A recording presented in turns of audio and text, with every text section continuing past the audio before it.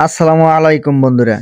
প্রাকৃতিক সৌন্দর্যে ভরা আমাদের এই গ্রাম, তার মাঝে সুন্দর সোনালী স্বপ্নের ফসল। আজকে আমরা দেখাতে চলেছি আমাদের গ্রামগঞ্জের সোনালী ফসলের অপরূপ দৃশ্য। গ্রামীণ জনপদে দিগন্ত বিস্তৃত ফসলের মাঠ, মাঠে মাঠে সোনালী ধানের সমারোহ। বাতাসের সঙ্গে সোনালী ধানের শীষে দোল খাচ্ছে কৃষকের স্বপ্ন। প্রতিটি শীষে যেন কৃষকের জীবনের স্বপ্ন ভবিষ্যৎ নির্ভর করছে। কেউ আবার আগাম ঘরে তুলছে সোনালী ধান।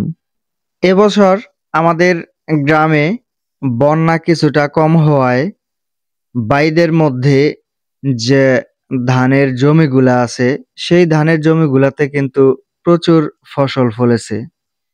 আপনারা ভিডিওর মধ্যে অবশ্যই ফসলের সেই সুন্দর দৃশ্যগুলা দেখতে পাচ্ছেন।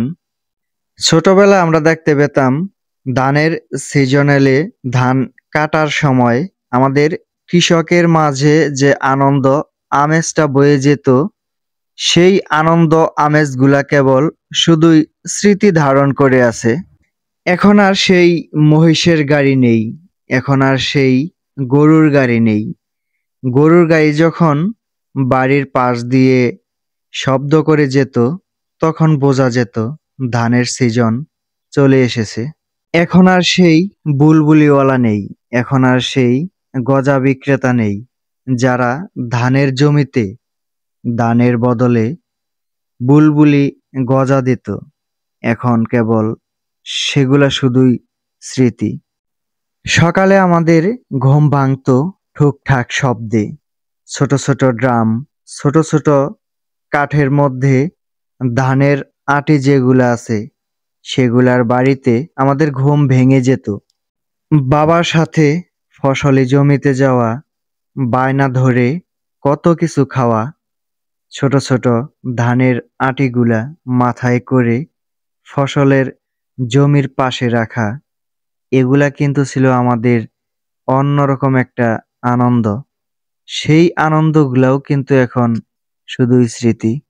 বর্তমান প্রজন্ম এগুলা হয়তো বিশ্বাস করবে না, কিন্তু আমাদের কাছে মূলত এগুলাই ছিল অন্যরকম একটা আনন্দ, অনুভূতি। প্রিয় বন্ধুরা, আজকের ভিডিওতে আমি যে জায়গাটা দেখাচ্ছি সেটা হলো টাঙ্গাইলের ঘাটাইল উপজেলার ধলাপাড়া ইউনিয়নের শহর গোবিন্দপুর আশারিয়াচালা আমচালা বাইত বলা হয় এটাকে।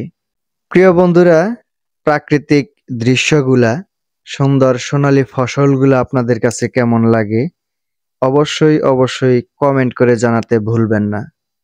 দেখা হবে পরবর্তী কোনো ভিডিওর মাধ্যমে। সবাই ভালো থাকুন, সুস্থ থাকুন। আল্লাহ হাফেজ।